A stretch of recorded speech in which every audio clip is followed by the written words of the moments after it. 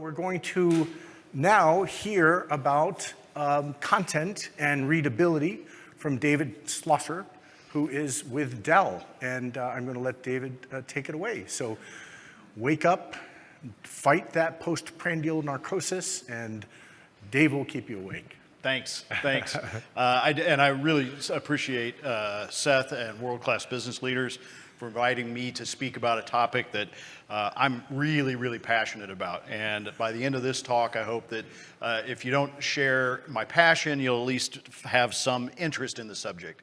And in the next 30 minutes, what I plan to do is confuse you, enlighten you, infuriate you, delight, and inspire you. I'm David Schlosser. I had a career first in political consulting and lobbying. And after about a decade of that, I said to myself, man, you got to get straight. So I went into PR, marketing and advertising, and I worked at a number of large global corporations, AT&T, AMD, Microsoft, Express Scripts, and now Dell, where I am the principal content strategist in the Dell digital design organization. Since 2015, I've been applying my experience and my knowledge about professional communications to what are considered to be relatively new disciplines of user experience design and content strategy. And both at Express Scripts and at Dell in that time, I've been part of startup organizations within the company that were tasked with taking print-first organizations and transitioning or transforming them into digital-first organizations. But I really became interested in this subject of readability about 15 years ago when I was working as a freelance editor and freelance writer. In particular, what I saw in my editing business was just scores and scores of aspiring novelists would send me manuscripts that had all the same mistakes. And I developed this hypothesis that I could deconstruct the text using analytical tools and compare that to successfully published novels and automate that feedback process. And it turned out my business plan was a few years ahead of the technology. I'm really proud that some of my colleagues have actually taken it and commercialized it, and they're now doing that for screenwriters and for novelists, and it's absolutely terrific. But as my career has transitioned more towards global business, I developed a further hypothesis that this deep analytic understanding of text content could establish guardrails or guidelines for an optimal user experience. And optimal, of course, is defined in different ways by different parties to the user experience. For my purposes, I define optimal as separating a consumer from their money. So people use readability in a lot of different ways to mean a lot of different things. And here are some of the traditional meanings of readability that I am not going to talk about. This is not what we're going to focus on today. Instead, to set a baseline for our time together, what I'm talking about with readability is the concept of evaluating the readability, the comprehensibility or understandability of a text using a measurement like this formula right here for one of the most common readability metrics, the Flesch-Kincaid grade level. Now, when you hear people very often disparagingly say, oh, newspapers are written for fourth graders or Time magazine is written to be read by a sixth grader, this is exactly what they're talking about. And as you consider the theme of this conference, digital transformation, you can reasonably ask if these considerations still apply in a post-literate society where we've relegated daily newspapers and weekly news magazines to the ash can of history, and we're all about the GIFs on Facebook. So I aim to answer that question in the next 30 minutes or less. Now, this formula, like other readability formula, counts the number of words, the number of syllables in those words, the sentences into which those words are divided, and then calculates the average length of the sentences, the average length of the words, and then it applies these things called constants. And this, not to put too fine a point on it, is a pretty subjective way to arrive at what is allegedly an objective measurement of how many years of formal education that a reader or a consumer of your content needs to comfortably understand the text that they're reading. Now, the mathematically inclined among you may be scratching your heads and saying, I've got questions. And those are probably really good questions. And I hope to answer those and to pose some other more interesting questions before we get to the end of this talk. So let's start by doing what any good storyteller does, raising the stakes. Why do we care about readability? Well, as a user experience designer, I care about readability for a lot of reasons. The primary one is that I want people to be comfortable in a digital user experience as I usher them down the path to a desired action. In my case, I want them to buy a really expensive computer that has a lot of revenue and a lot of margin. But as a business leader, I care about readability for other reasons, and those include accessibility, inclusion, and compliance. So the Web Content Accessibility Guidelines, which are abbreviated WCAG, are published by the World Wide Web Consortium, W3C. Version 2.0 of WCAG became an ISO standard in 2012. I mean, these are global standards that companies should apply to, comply with the obligations that they make to their users. The current WCAG standard is 2.1. That came into effect in 2018. We expect that WCAG 2.2 will come into effect later this year. And readability is one important aspect or one important element of compliance because it affects the accessibility of the website or digital content for people who have cognitive or mental disabilities, as well as for people who have limited language proficiency or limited education. So for digital experiences to comply with WCAG, the text must be understandable to people with between 6 and roughly 8 or 9 years of formal education, what we would say in America, 6th grade to 8th or 9th grade.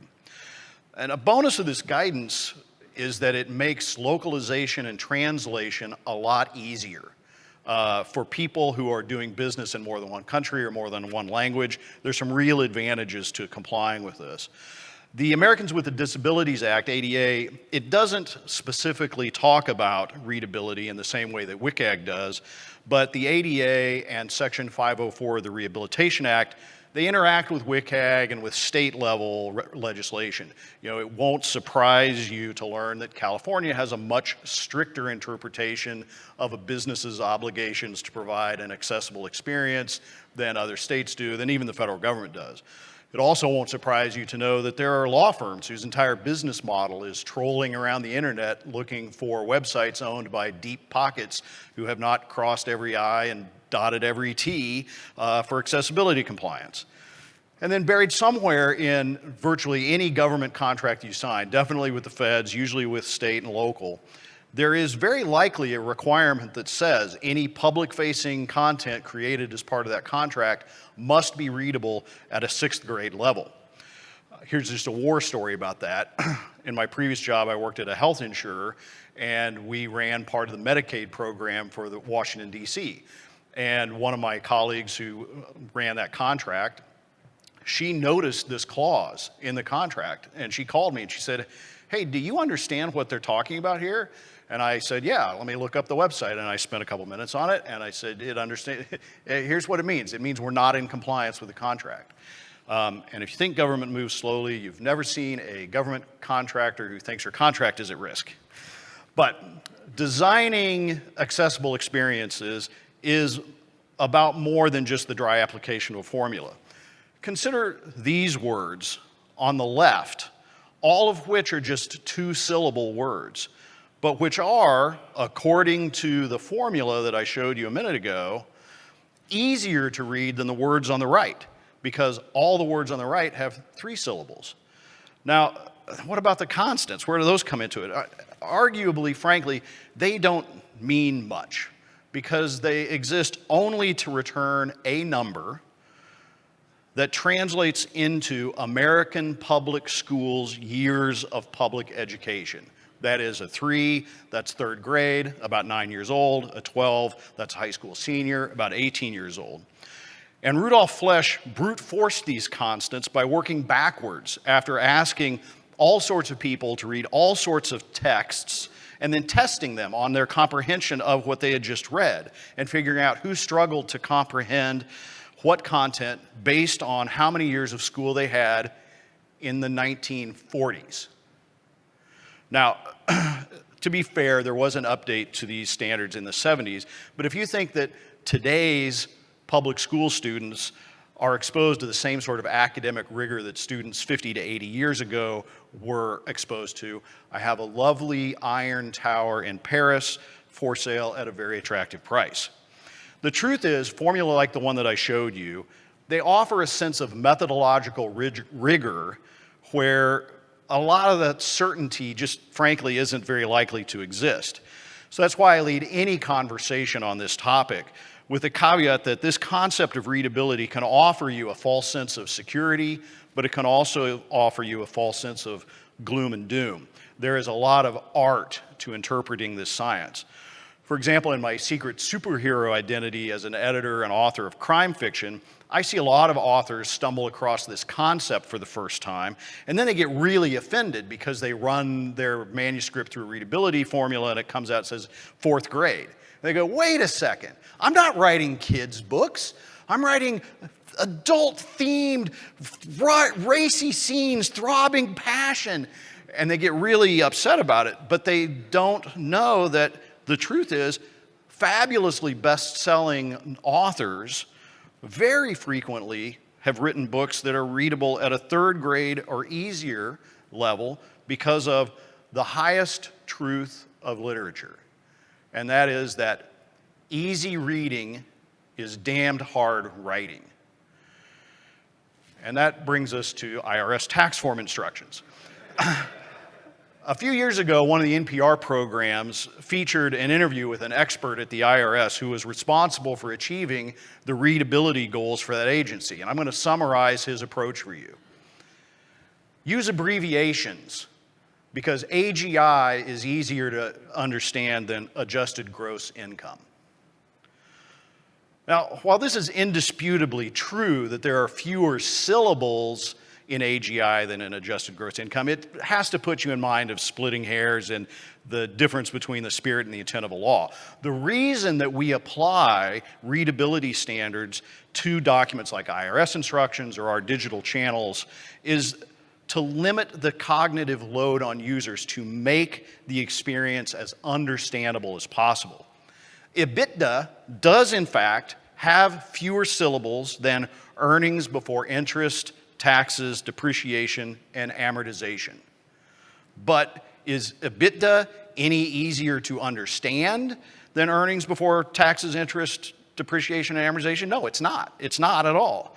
The cognitive load on the user is the same. And in fact, I would argue that in experiences like this, particularly where you encounter it infrequently, only once a year, and you forget everything that you know before you have to do it all over again, you would be better off telling the reader the entire phrase, spell it all out, because then they understand what it is. They don't have to go look up the acronym or the abbreviation. But the formula tells you otherwise. So let's consider something a bit more mainstream. Here's a book most of us are familiar with. We probably read it at some point in our lives, maybe more than once. Here are the readability statistics for the first 7,500 words of this novel, as calculated by an industry standard productivity suite that shall go unnamed. If you're at all familiar with this topic, this window might be familiar to you. The Flesch-Kincaid grade level, I don't know if y'all can read it. Let's see, it's right there. 6.7, between 6 and 7 years of formal education. That's a child that's 11 or 12 years old. Now, before Rudy Flesch created the Flesch-Kincaid grade level, he had another version. It was Flesch Reading Ease.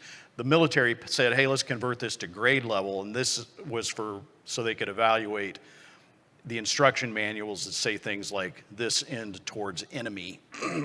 But before Flesch-Kincaid grade level, we had the Flesch Reading Ease. That's a scale of 0 to 100, where higher is easier to read. This is 72.7. It's interpreted as on the edge between 7th and 8th grade reading levels, between easy to read conversational English and fairly easy to read. It's not exactly the same as the Flesch-Kincaid grade level, but it's in the ballpark. But now I'm starting to throw around some numbers that don't work the same way, same name, same guy, different rules, is higher better, is lower better. One scale tells you 6th to 7th grade, one scale tells you 7th to 8th grade. Let's consider a more contemporary example to see if we can get to the bottom of this. For comparison, the first 7,500 words of the first Jack Reacher novel come in at 2.6 on the Flesch-Kincaid grade level. Do not let your 7-year-old read this book. Now, the Flesch Reading Ease score is right on the edge between easy and very easy, 89.2. Now, Lee Child is an acquaintance of mine, and he would tell you the same thing that I said earlier. Easy reading is damn hard writing. And my lovely wife reminds me regularly, that's why they pay me the big bucks. But the truth is, I think the reason they pay me the big bucks is because I know the truth of readability, which is that oops, I didn't mean to do that. In the real world, things are a lot more complicated.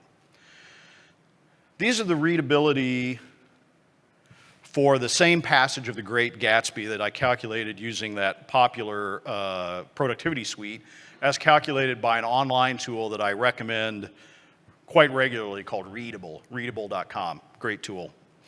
Interestingly, Readable scores the exact same text that I scored with that industry standard productivity suite, the most common way people measure readability. Scores it at 7.1 instead of 6.7.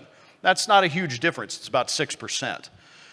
And it wouldn't make a difference to the WCAG standards for compliance because that says right between 6th grade and 8th or 9th grade. However, it would mean the difference between compliance and non-compliance with a federal contract. The tool that you use to measure readability can make or break you. And if you're starting to think like maybe like I do, like maybe this readability stuff's a little more complicated than just a simple math formula, prepare to have your minds blown. Because here are 9 more grade level readability scores that vary from a low of 6th grade, measured by Rager and Fry down here. That's well within the WCAG compliance window, to a high of 10.15 as measured by SMOG. Now that's a variance of 70%, even though all these formula are supposed to be measuring exactly the same thing. And don't get me started about that bunch of other stuff on the right side of the screen. That probably looks like gobbledygook to you, and that is entirely appropriate because the G in SMOG stands for standard measure of gobbledygook. So for comparison, here's our other bestseller. It also shows a wide variance in grade levels. The low is 0, and the high is 8.5. Now, division by 0 is never my strong suit, but let's be frank and call this what it is. This is an 8,500% variance in scores at the most extreme. But even if you are the most generous interpreter of the statistics here, you have a variance of readability here that's well over 100%. What is going on here? The truth is that readability formula, all of them, were devised to evaluate whether printed textbooks are appropriate for school children. They're really good at this. They very effectively assess the cognitive load on the readers of those words. But these formulas were not devised to evaluate whether novels are appropriate for children or adults. They were not devised to determine whether newspapers are easy to grok or whether anybody can decipher what your website engineer tells your website to show to people who put their phone number in the field where their zip code is supposed to go. They cannot understand content. They cannot discern themes or intent. They don't know whether a shopper is looking in the wrong place for the product that they want. They are a credible proxy for cognitive load, assuming that the reader is a naive novice in a vacuum. In other words, a child learning with a textbook. Readability formula essentially measures how long the sentences are and how many 3 or more syllable words there are in the text as a percentage of the total text. And when I worked in a healthcare at a pharmacy insurer, virtually every experience that we created had a lot of big words like that. Pharmacy, medication, therapy, insulin, Ritalin. And now I work for Dell at an IT company. Personal computer, monitor, memory, processor. I couldn't find the comic strip But if you're a fan of Peanuts, as most people at some point were, there's an old cartoon with Linus. And Linus is talking about how when he is reading Russian literature and he gets to a name he doesn't recognize, he bloops over it. You know, when he gets to a Raskolnikov or a Bezhukov or a Kolgravov, he just bloops over it. He processes the word as a single recognizable chunk of text because he understands the context, something the readability formula neither understand nor account for. Users of pharmacy insurance website or a PC purchasing website, they do the same thing. They know the context. It's easier for them to understand these words. So how do readability scores work when the world looks less like Jack and Jill at recess and more like real people doing actual stuff on the internet? How do these formula that we rely on to measure compliance for regulatory and legal purposes work when applied to the real issues of digital transformation? I've conducted a lot of research on this while I've been at Dell, and the answer is not very well. The two primary reasons for that answer is going to carry us through to the end of this talk. The first primary reason is that highly stylized presentation of text in digital experiences frequently is not well interpreted by this formula, by any of these formula. We analyzed the commerce-oriented pages of our website, the ones that are trying to get people to buy stuff, that had more than enough words to get an accurate readability score. That's about 150 words, more is better. We found something very interesting, and that is that if you manually punctuate the text, you can significantly improve your readability score. Now, any human looking at this page without those periods that are missing would understand that's the end of a text string. That is the end of a sentence. But a lot of these tools don't understand that. So on average, across the pages that we analyzed, simply putting periods at the end of those text strings improved reading ease, the flush reading ease score, by more than 10%. And manually punctuating it improved the Flesch Kincaid grade level score by more than 20%. I mean, these are huge, these are massive deltas. On average, across the pages that we analyzed, the tool that is most commonly used in the world today to measure readability counted 117% more sentences when we manually punctuated the text than when we just copied the text into a word processing document and ran the readability statistics. And if you'll recall the formula that I showed you earlier, it is heavily influenced by the average length of sentences. And so this kind of counting, or more to the point, miscounting, will significantly alter your readability results and whether you are complying with the letter or the intent of WCAG or other standards. It turns out that using a machine to find the end of a text string that any human would recognize as the end of a sentence for purposes of calculating readability is a non-trivial problem. It might not be NP hard, but it's definitely non-trivial. And probably a lot of people in this room can appreciate how dumb computers are. We have to rely on a programmer who understands or can program a computer to understand that the period after the MR in the abbreviation for Mr. is not the end of a sentence.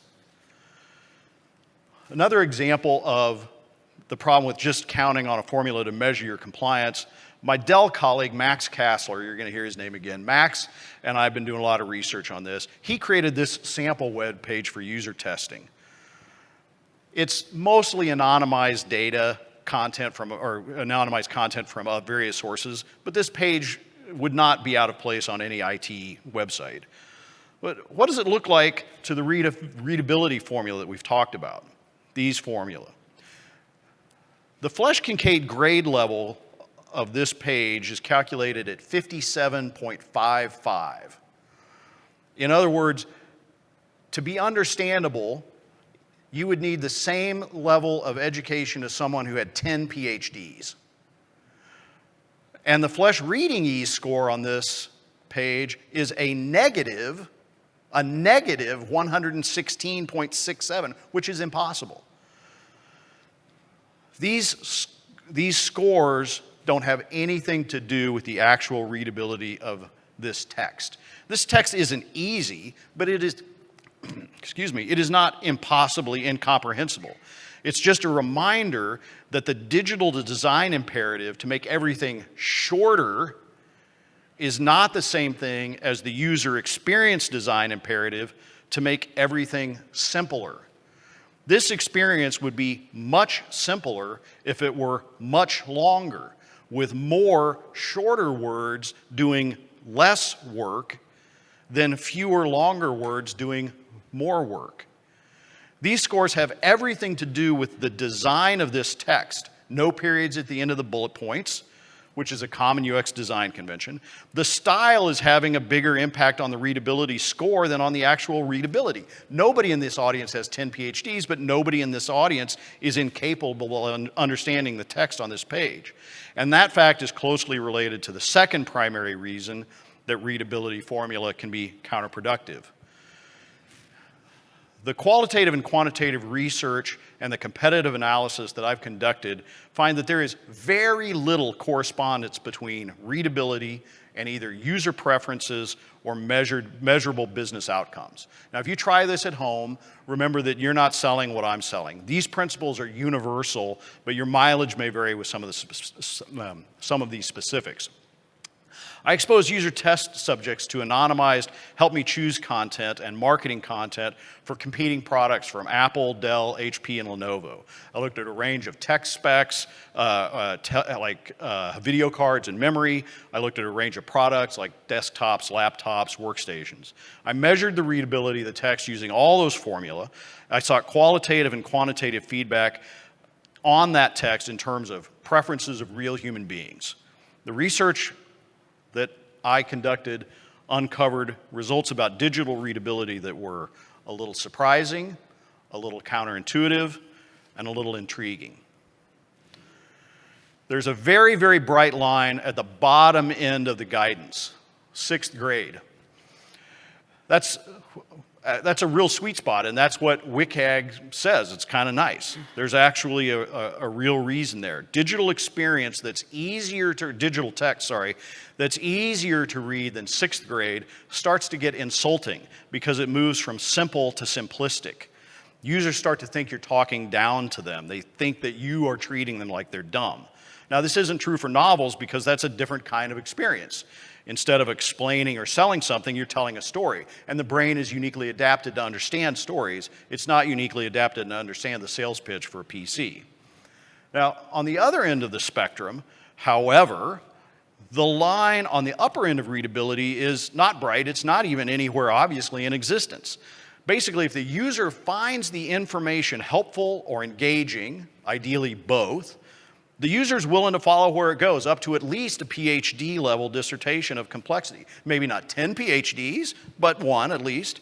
So these findings gave rise to the Doc Brown corollary, which I named for my Dell colleague, Christopher Lloyd, who said to me, "It doesn't matter how readable your content is if it's not the right content." Now, the original goal of my research was to evaluate my hypothesis that we can correlate measurable business outcomes and readability. And if we can, will that level of readability vary from one product to another depending on our target market? Dell makes Chromebooks for primary school students for their parents to buy. It makes XPS for hipsters. It makes Latitude for corporate road warriors. It makes Precision for data nerds. So it's not unreasonable to assume that the optimal readability level to drive sales of an entry-level laptop is not going to be the same as the optimal readability level to drive sales for rack servers and cloud computing. So, did my research prove my hypothesis?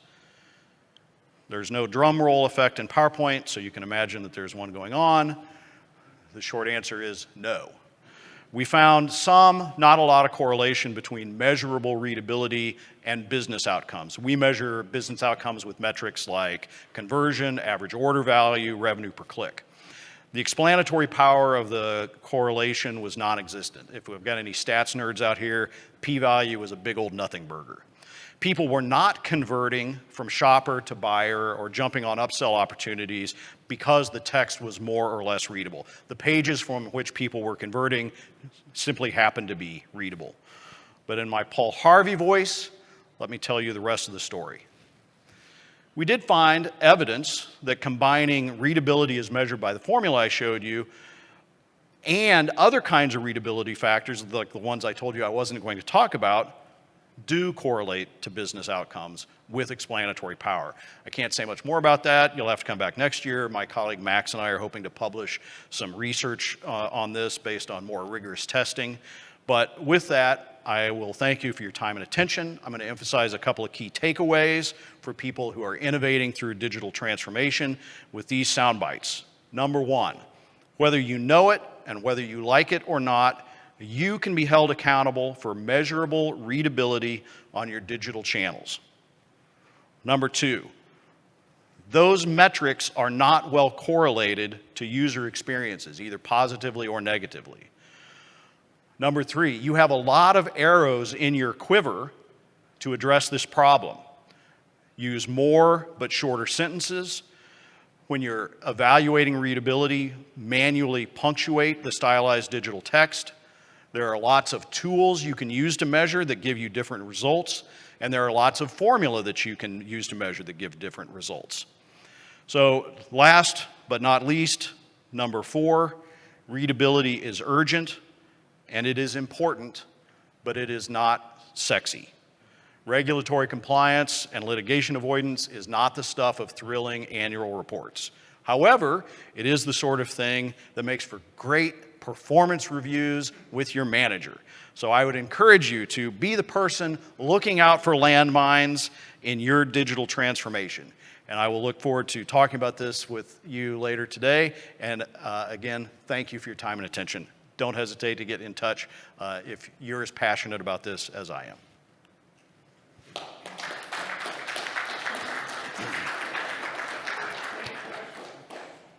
Any questions or comments? I mean, it's kind of, you kind of took the wind out when you said there's no business correlation, and that was kind of disappointing. It's like, come on, it's almost the so what, right? Trust me, it was deeply disappointing to me. But like I said, there's more to it. There's more to it, and I apologize that I can't be more specific than that, but we're going through some intellectual property protection right now. I see.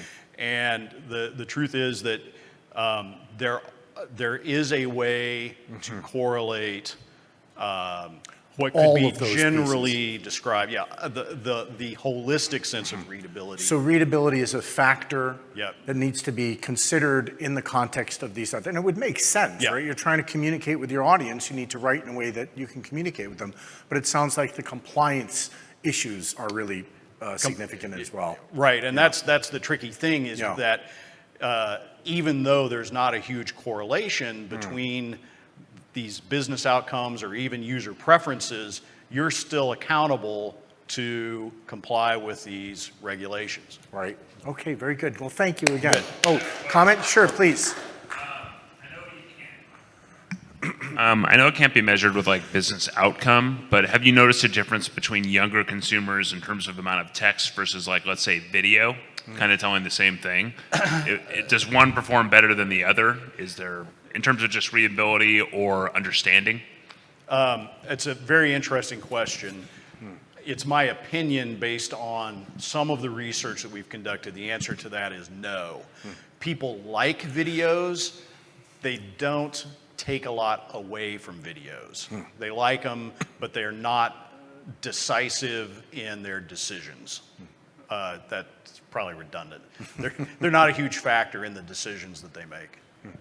And how about call resolution or call deflection? I mean, have you done any testing to say with this kind of content we do get more support calls or less? I mean, is there any kind of alignment there? So I will share a couple of experiences with that. Number one, my colleague at Dell, Max Kassler, his team is actually very engaged in call avoidance. Call deflection, call avoidance. Deflection. Call avoidance. They want to create online content that prevents people from calling. Right. At Express Scripts, I was talking about this actually at lunch. So Express Scripts is a healthcare insurer. They insure pharmacy. You may be familiar with them. They serve 25% of the U.S. population. Their margin per end user, 80 million end users, their margin per end user is less than $3.